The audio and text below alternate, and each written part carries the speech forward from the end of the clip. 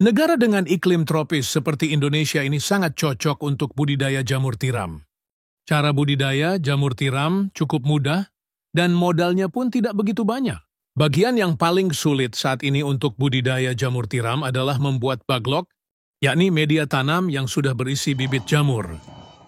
Namun gak perlu khawatir jika Anda baru pertama kali terjun di dunia jamur tiram, sementara untuk urusan baglok yang sudah siap tumbuh, bisa pergi ke orang lain terlebih dulu.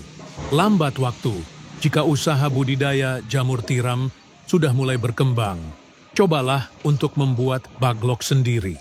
Nah, langsung saja inilah beberapa persiapan dan cara budidaya jamur tiram versi Jamur Ganteng Official. Yang pertama, menyiapkan kumbung. Kumbung ialah semacam rumah untuk jamur, yakni tempat untuk manaruk dan merawat baglok hingga tumbuh jamur siap panen. Di dalam kumbung tersebut terdapat rak yang bertingkat, biasanya terbuat dari kayu atau bambu, dindingnya bisa menggunakan papan atau paranet. Dan pada bagian atap menggunakan genteng, jangan menggunakan seng atau asbes yang mudah mendatangkan panas. Bagian lantai sebaiknya dibiarkan menggunakan tanah, agar saat terkena air mudah meresap. Sedangkan untuk ukuran rak, bisa Anda sesuai sendiri tergantung ukuran kumbung dan baglok yang akan dibudidaya.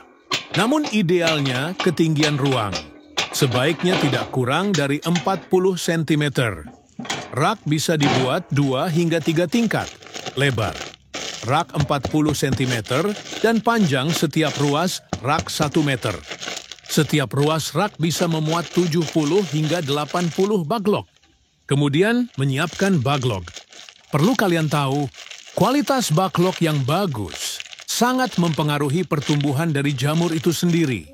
Baglok ialah media tanam untuk meletakkan bibit jamur yang terbuat dari serbuk gergaji. Serbuk kayu tersebut dimasukkan ke dalam plastik berbentuk silinder dan pada ujung plastik diberi lubang, di mana lubang tersebut nantinya jamur tiram akan tumbuh keluar. Saat ini baglok jamur tiram YJ berbobot 1 kg dijual, kisaran harga 3.000. Cara merawat baglok. Pertama, silahkan letakkan baglok pada rak yang sudah berada di kumbung. Anda bisa menyusunnya secara vertikal atau horizontal. Jika menyusun secara horizontal, berarti lubang baglok berhadapan ke samping. Sedangkan jika secara vertikal, maka lubang baglok menghadap ke atas. Namun biasanya, untuk para pemula lebih milih untuk menyusun baglok secara horizontal. Hal ini dilakukan agar tidak ada air yang masuk secara berlebihan saat nyiram baglok dan proses panen pun bisa lebih mudah. Kapan penyiraman dilakukan? Penyiraman penyemprotan dilakukan setelah panen pertama jamur tiram. Baru dilakukan. Penyiraman biasanya dilakukan sebanyak 3 kali dalam sehari.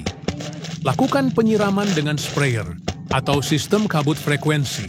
Penyiraman 2-3 kali dalam sehari tergantung suhu dan kelembaban kumbung.